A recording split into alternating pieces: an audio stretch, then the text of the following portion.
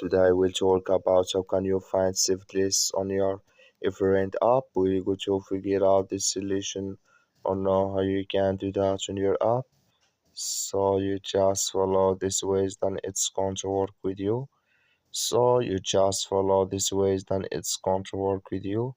So all you have to do, so you just go down here, you click here on save down here, and you just click here on saved, then it's going to take you to this list here. Then here you will find our saved list here, so available in formats here.